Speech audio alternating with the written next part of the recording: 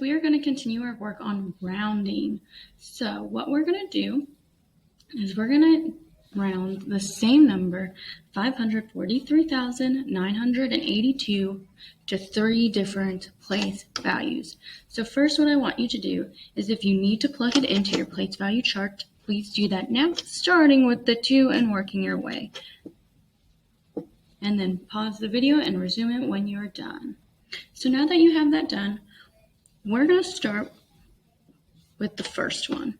And I want to round to the nearest 1,000. So we're going to use our rounding wrap method for this one.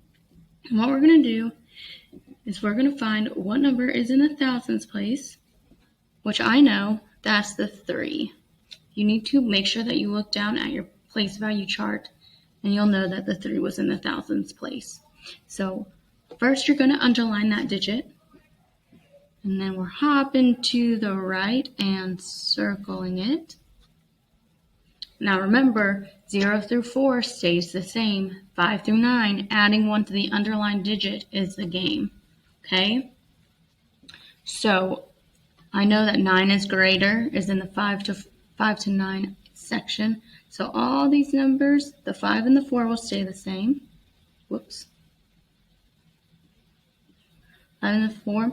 We add 1 to the 3, so 1 more than 3 is 4, and the rest of the digits change to 0. So if I were to round this number to the nearest 1,000, we would round to 544,000. Okay, so now let's move over to the next one. Remember, we only need to plug in this number once because our number is staying the same. So let's move over to our next one. In this one, I want to round to the nearest 10,000. And I know that that's going to be the 4. So we underline that digit. And we hop to the right and we circle it. Now remember, 0 through 4, the underlined digit stays the same. 5 to 9, adding 1 is the game. So a 3, that falls in the 0 to 4, meaning our underlined digit stays the same. And the rest to the right change to 0. So if we were to round this number to the nearest 10,000, we would have 540,000. Okay, you ready for the last one? This time we're rounding to the nearest 100,000. So I know that that is my 5. So we underline that digit. We hop to the right and we circle it. So now look, it's 0 to 4 stays the same. 5 to 9, adding 1's the game. It's 4, so I know that we need to keep it the same. And then all the digits to the right change to 0. So if we were to round to the nearest 100,000, we would round to 500,000.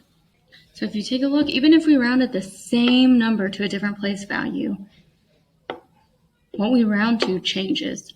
And that's something that we need to remember and know for later. Okay, let's try this word problem next. It says, RSES, or Reed Spring Elementary School, needs to purchase masks for students. There are 1,142 students. Principal Weber rounded to the nearest 100 to estimate how many masks to order. Will there be enough? And explain. Okay, so first what we want to do is we want to pinpoint the number. Here's our number. Actually, I'm going to underline this in a different color. Here's our number. We have 1,142, and I'm going to box it off. Okay, so there's 1,142 students. Oops. If you need to, please go ahead and plug that into your place value chart now and pause the video and then resume. Okay, now I want to underline what we're rounding to. We are rounding to the nearest 100, right? So we are rounding to the 100 spot. Okay, so in my number, I'm going to underline that 100 spot. Again, make sure you're using your place value chart if you need to. So here's our 100, and I'm going to use the rounding wrap method. So I know to look to the right, circle that, and that's 0 to 4. So if we were to round to the nearest 100, our number would be 1,100. Now, is 1,100 enough masks?